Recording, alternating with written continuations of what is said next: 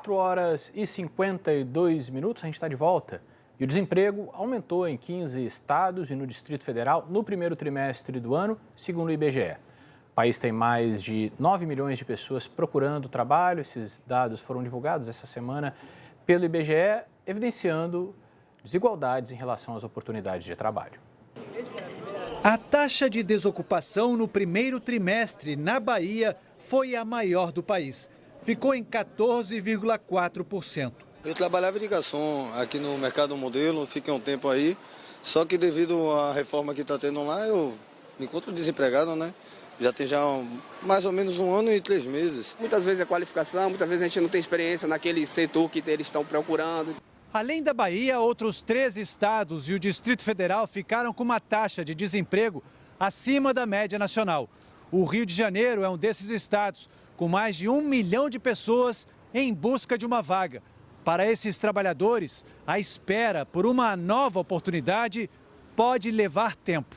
Aristides é auxiliar de almoxarifado e está procurando emprego há 7 meses. Tenho conversado com algumas pessoas, entregando o currículo a elas, mas 90% é tudo online. Eu me cadastro meu currículo e fico no aguardo. A única resposta que eu tenho é aguardar. A taxa de desemprego é ainda maior para mulheres, pessoas pretas e pardas. Quando a pandemia realmente atingiu trabalhadores mais informais, é um grupo que tem muito mais trabalhadores pretos e pardos, como também trabalhadores mulheres. Então houve até um aumento dessa desigualdade em algum momento. Agora, com a recuperação que a gente observou no final do ano passado e agora um pouco nesse início de ano também, há uma redução dessa desigualdade, só que ela ainda é muito grande. Apenas 12 estados apresentam taxas de desocupação menores que a média do país.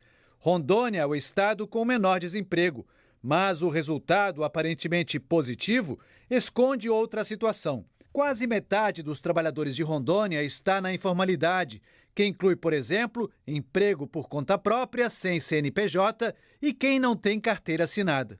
Uma boa parte da população não está ocupada, mas também não está buscando. E isso reflete muito também o cenário econômico da região, que não é um cenário econômico tão forte. Muitas vezes as pessoas deixam de procurar emprego até porque elas não têm mais esperança de conseguir um emprego. A informalidade, que é em média de 39% no país, chega a quase 60% no Pará.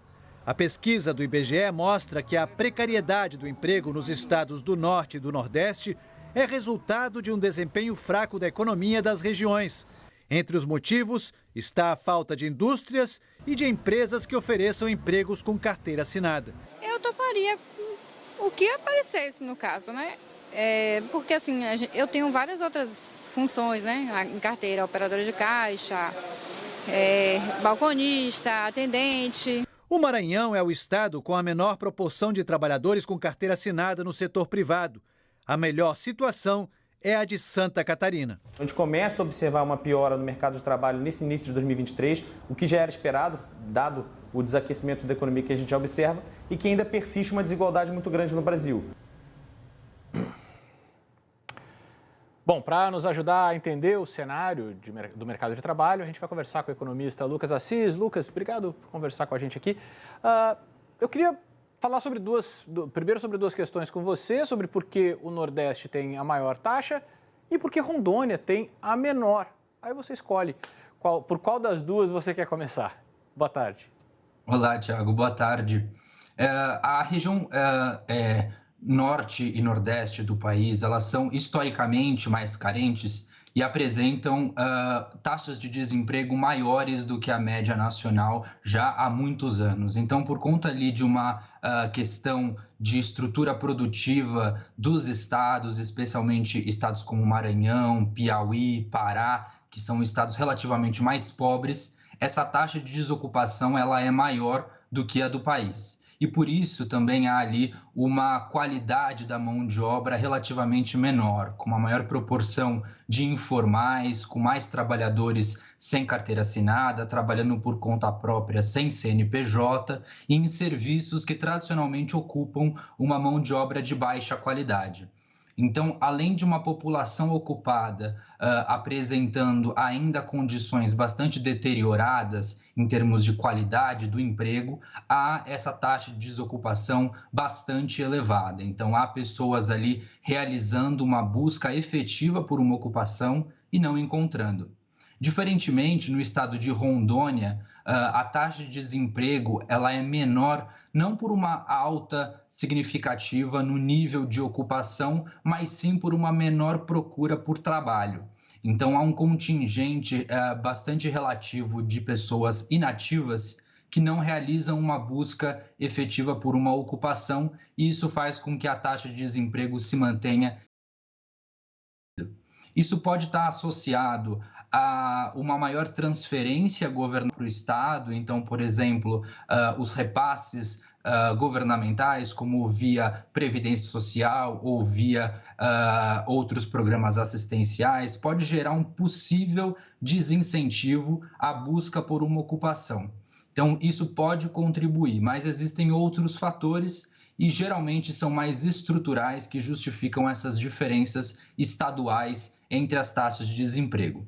O fato é que no último ano houve uma forte queda do desemprego no país e agora no primeiro trimestre, por conta de uma questão de sazonalidade, houve uma alta, então, por conta das demissões de vagas temporárias do fim do último ano, houve essa ligeira alta na taxa de desocupação, mas para esse ano o cenário ainda é bastante desafiador.